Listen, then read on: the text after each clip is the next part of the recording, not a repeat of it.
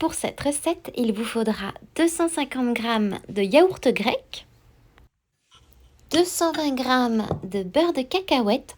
Vous pouvez utiliser un autre beurre de noix de votre choix évidemment.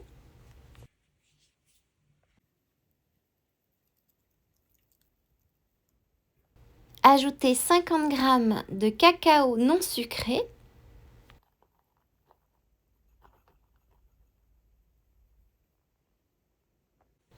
Et ajoutez 4 à 5 cuillères à soupe de sirop de date.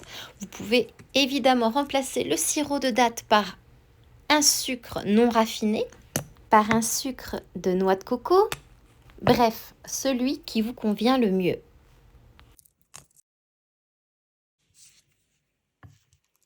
Et mélangez le tout.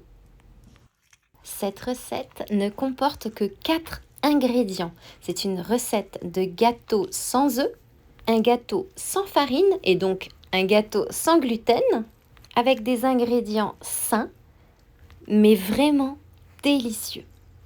C'est un peu une sorte de brownie ou d'un gâteau au yaourt façon brownie. À vous de choisir. Mais l'avantage ici, c'est qu'il est rapide à faire et il est sans banane.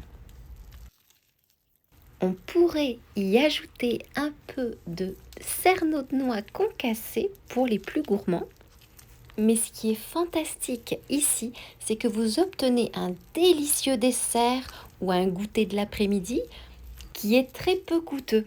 Ce gâteau n'a que des avantages. C'est également un gâteau coupe-faim, c'est-à-dire qu'avec une seule petite part, vous vous sentez rassasié.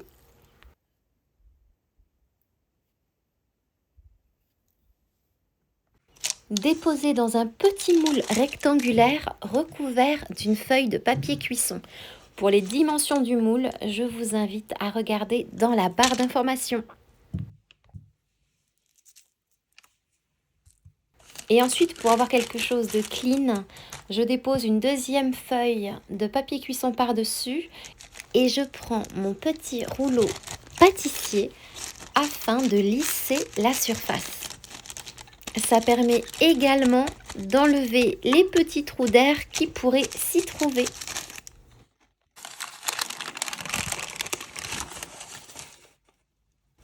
Cuire au four préchauffé à 180 degrés pendant environ 30 minutes. Puis laisser refroidir avant de découper.